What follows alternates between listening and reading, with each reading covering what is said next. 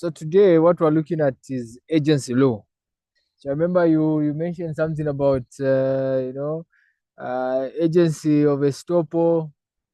Yeah. So now when you look at this question, or rather this topic, you'll be able to answer the whole section of that question that you're going through.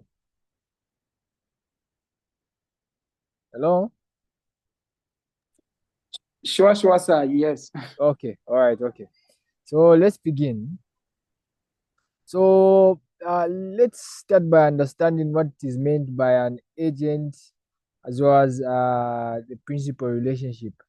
So we need to look at agency law as you can see on your screen. And what surrounds agency law are two things.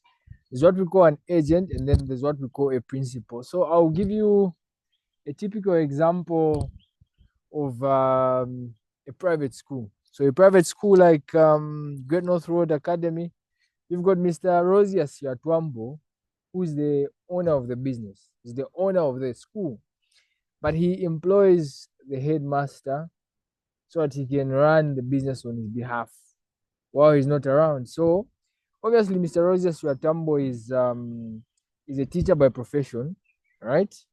And he can manage the business, but he maybe has other obligations. So he employs somebody who's got better skill and experience so that he can manage the business on his behalf. So in that situation that we're talking about, there's what we call an agent, and there's also what we call a principal. So an agent, right, that's an individual or party that has been given the authority or responsibility to negotiate commercial or business transactions on behalf of another party who is called the principal, right? So the headmaster in our example, that's the agent. And then the principal, this is the party that delegates authority and responsibility to conclude or negotiate commercial or business transactions to the agent. Mr. Rosias Watambo in our example here is the principal, right? So now, there are certain ways that an agent can be able to bind the principal. So what are these ways? So one, there's what we call actual authority. So what's actual authority? This is where a principal had prior consent to the agent's actions. So remember, the relationship between an agent and the principal is where you give that person authority and responsibility to make decisions and take actions on your behalf. So that individual uses their own professional judgment, but the results or the consequences of their decisions and actions, you, the principal, you need to take accountability. You need to accept saying, okay, I'm the one that did that, right? And there are many ways that this agent can be able to bind you as a principal. So this is what we're talking about, the actual authority. So here you have got actual consent, right, to the agent's actions. You know exactly what the agent is trying to do, right? Then number two, implicit authority. So where the principal had implicit authority, right? So here, what this simply means, right? This principle, right? This is supposed to be where the principal had implicit consent.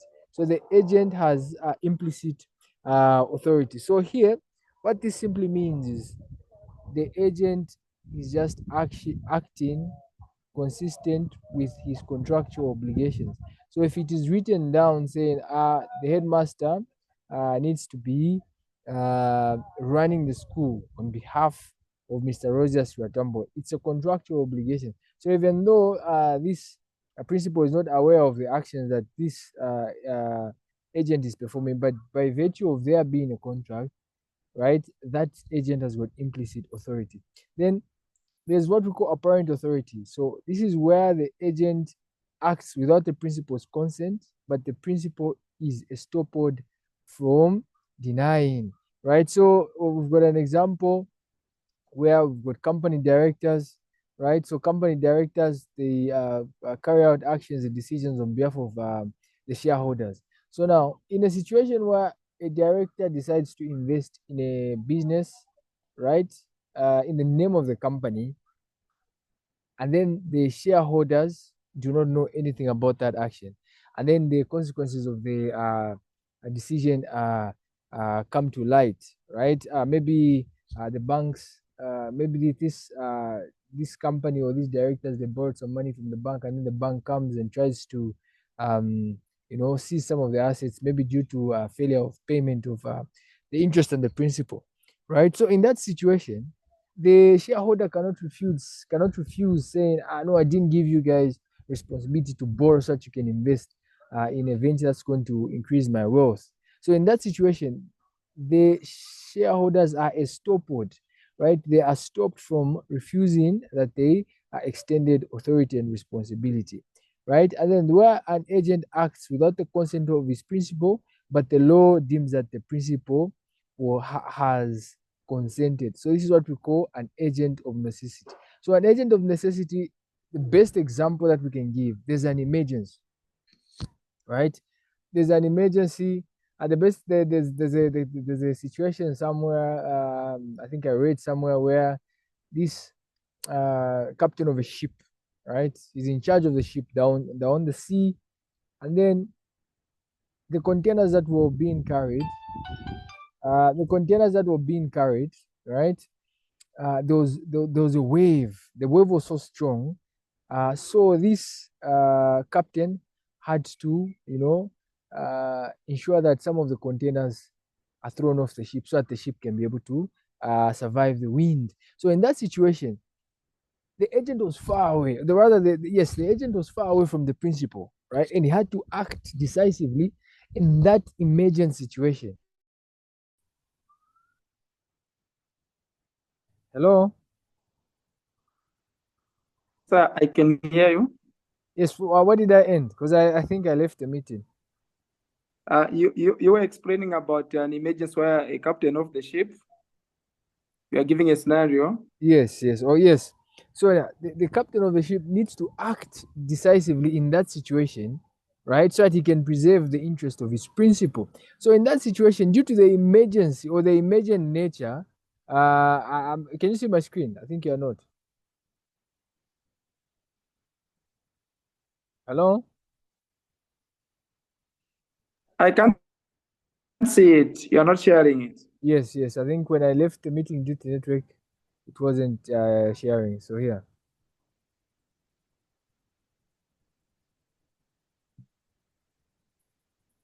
Yeah. Yes. So Yes. due to the nature of the situation, right? That principal, right, is said to have consented to the actions of the agent, and that's what we call an agent of necessity, right? And then there's also where the agent acts without the consent, but the principal gives retrospective consent by way of ratification. So this simply means this agent performs certain actions, right? There's a certain action that this agent performs, and then the shareholder or maybe the principal comes and says, okay, I've accepted that I'm the one who gave responsibility and authority to this particular individual. That way, they're ratifying their actions and accepting those actions as though that principal is the one that performed the action thereof, right? So, what are the types of agency contract? So, there's an agency contract where there's express authority. So this results from an appointment of an agent to execute a particular action through signing an agreement. So a headmaster, and the owners of the school, that's an express authority. Shareholders and directors, that's also express authority. And then implicit authority. So because of the existing contract between the two parties, the principal is taken to have implicitly, right, consented to the action or transactions of the agent, even though formal authority was not given to the agent to undertake the particular action. This is what I explained. So due to the nature of the contract that the principal has with the agent, right? So all the actions are taken as though those express authority was given. And then there's apparent authority. So when the agent carries out an act on behalf of his principal without his consent or in breach of an express prohibition, but his words or conduct gives an impression that he is operating under or with express authority. So the best example is where somebody was employed as a director, right, and then he was fired for whatever reason, And then he uses that authority and responsibility that was given to him, which was later taken away from him, right? But he uses that authority and position maybe to obtain a contract for his own benefit. But now, when he's explaining his position to the people that he's transacting with, he makes them believe as though he's representing the principal. So now, in that situation, it becomes apparent authority. And then agency of necessity in detail, right? A person who acts in an emergency to preserve the property or interest of a principal. So it arises in an extreme circumstance where there is actual and definite commercial necessity for the agent's action. So there needs to be an emergent necessity for this agent to act, and then certain conditions needs to be met. So these need to be satisfied. So these include, one, there must be an emergency, right? Two, right, it must be practically impossible to get instructions from the principal. So for example, of this captain in the middle of the sea, there's no network, there's no way he can communicate with his principal to get further instructions. So in that situation, he uses his professional judgment um, to act decisively so that he preserves the interest of this principal. And then the agent must act to further the principal's interest rather than to advance his own interest. So each and every action that is taken by this agent, right? For him to be an agent of necessity, those actions are supposed to further or advance the interest of the principal, not his own interest, right? And the act must be reasonable, right? So these are the conditions that are supposed to be met in order for an agent to be an agent of necessity, right? And then ratification, what does it mean? So this simply means that this is just a mean by which a principal adopts the acts done on his behalf by his agent without his consent. So this agent performs some action on the principal's behalf without the consent of the principal, but now the principal comes and says, okay, I'm the one that gave express authority to this individual, despite him or her not giving the authority thereof. And then the effect is that the agent acts is considered as if it was authorized, right? And then the requirements for effective ratification is, one, it must be done in the principal's name, right? So all the actions that are supposed to be ratified are those that have been done in the principal's name. Number two, competence of the principal. So the principal can only ratify a contract or transaction if he has the ability to make it at the time of the agent's action and at the time of ratification. So there needs to be a situation where this principal is in a state where he can be able to ratify. If he's not in a state or a proper mental state where he can ratify the action of this agent, then ratification cannot be done. And then time, ratification must take place within a reasonable period of time, right? So obviously the courts are going to determine the time period of which this particular ratification needs to be done. And then complete contract, the principal must ratify a contract in its entirety. So the whole contract, right? The whole contract needs to be ratified. You know, so maybe if it's a contract for 10 million, right? And then that contract also involves maybe the transfer of equipment, right? So both the action of transferring 10 million and the equipment are supposed to be ratified, as opposed to just ratifying one, saying, okay, I only authorized the transfer of the equipment, but not the 10 million. That cannot be ratification. So it has to be in its entirety. And then let's also look at the duties of the agent. So one, the duty to obey instructions. So this agent has been given authority and responsibility by his principal, and he's supposed to obey each and every instruction that has been given, as long as it's within the scope of the law or legal provisions. Then duty to exercise reasonable care. So whenever the agent is performing the actions or the contractual obligations, he or she needs to express or show a level of skill and care which is expected from the member of his profession. So each and every profession has got their own standards of actions.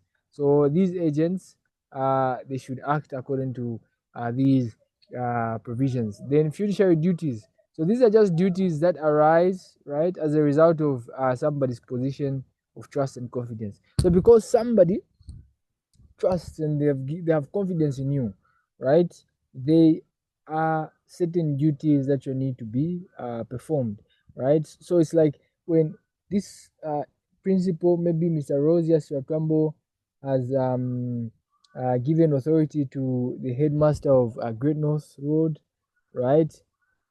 He's trusted that agent and he has confidence in that agent. So that agent has got the obligation to act in such a way that he ensures he's honest, he ensures he's got integrity so that he furthers the interests of the principal. And then duty to avoid conflict of interest. So conflict of interest simply means the agent has got an interest in a particular transaction, right, which is also relating to the principle. So I'll give an example of conflict of interest. This is a director of a company, right? The company wants to buy, let's say, a motor vehicle, maybe a canter for delivering goods to and from. But now, since this director has got a motor vehicle that he doesn't use, he decides to sell that motor vehicle to the company, right? That's conflict of interest, right? And agents are supposed to avoid that conflict of interest as much as they can. And then the duty not to make a secret profit.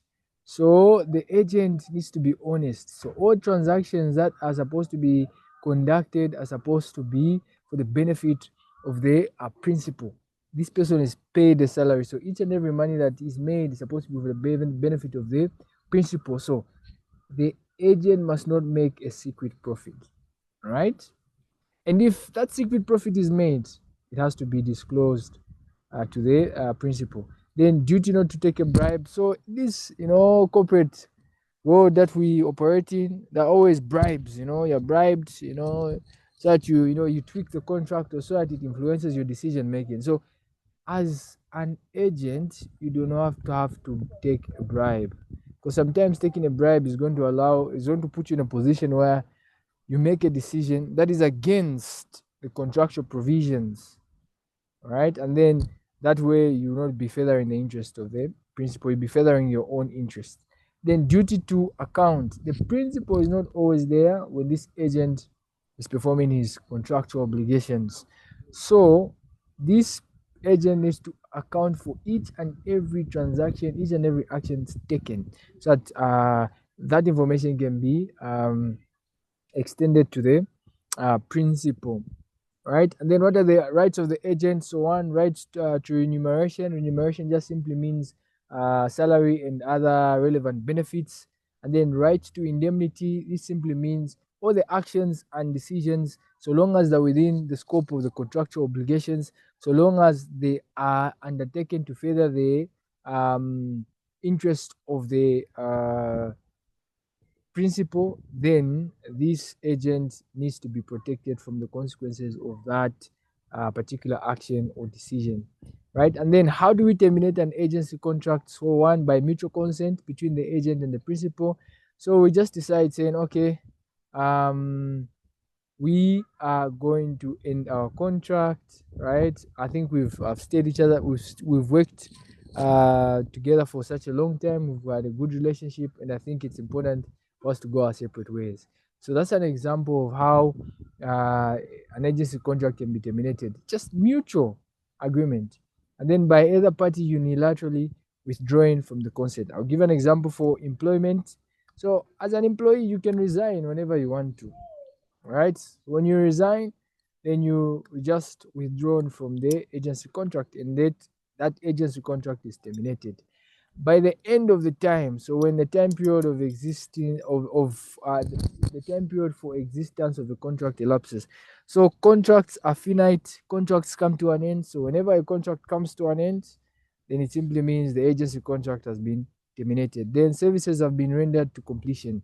So for projects where you're an agent for a specific period of time and then you've completed that particular project, then that agency contract comes to an end. And then death of either party, when the agent passes away or the principal kicks the bucket, then that contract becomes void.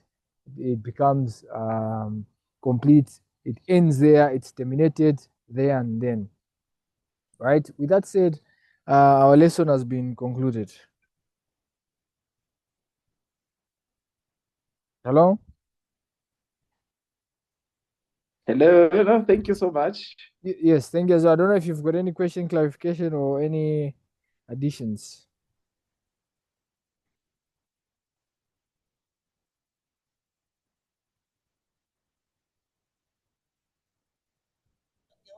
Hello.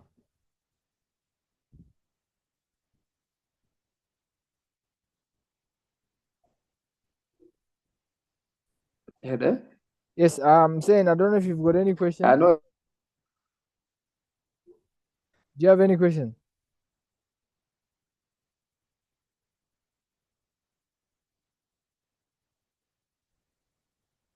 hello? Yes. Can you get me? No, no. Okay. So I think we can conclude. Because our lesson has ended.